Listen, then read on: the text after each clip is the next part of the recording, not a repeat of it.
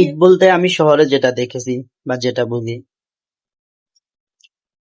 সেটা হচ্ছে রমজান ঈদ অথবা ঈদ উল ফিতর মানেই হচ্ছে আপনার 20 রমজানের পরে যেটা আসছে মার্কেটে বিট করা, মার্কেট কিনা, কে কত টাকা বাজেট নিয়ে মার্কেটে যাওয়া, এই নিয়ে আমাদের সন্ধ্যা থেকে সেহরি পর্যন্ত অনেকেই মার্কেটের পেছনে সময় ব্যয় করে।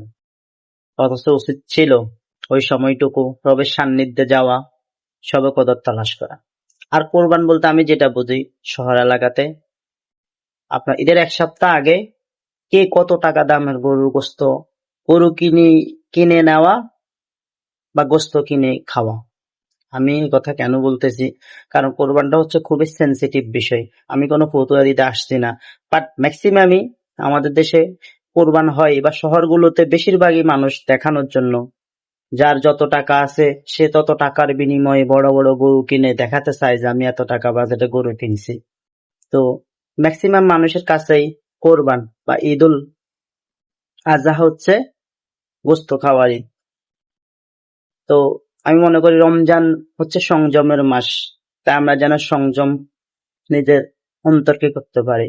আর কোরবান শব্দটি হচ্ছে স্পষ্ট, কোরবান মানে হচ্ছে নিজের প্রিয় জিনিসটাকে নিঃসংকোচে নির্দ্বিধায় আল্লাহর কাছে কোরবান দেওয়া, কোরবান করা। তাই পশু কোরবানির আগে আমাদের উচিত প্রত্যেকের ভিতরে যে পশুটা আমরা লালন করি এই পশু কোরবান দেওয়া।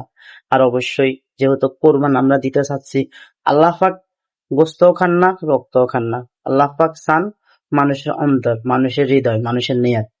তাই কোরবান হোক আমাদের আত্মশুদ্ধি, আমাদের অন্তরের পশুটাকে কোরবানি দেওয়ার একটা পরিসমাপ্তি, একটা মাধ্যম, একটা পন্থা। যদি আমার কথায় কোনো প্রকার ভুল হয়ে থাকে আর যদি কেউ কষ্ট পেয়ে থাকেন তাহলে অবশ্যই ক্ষমা প্রার্থী।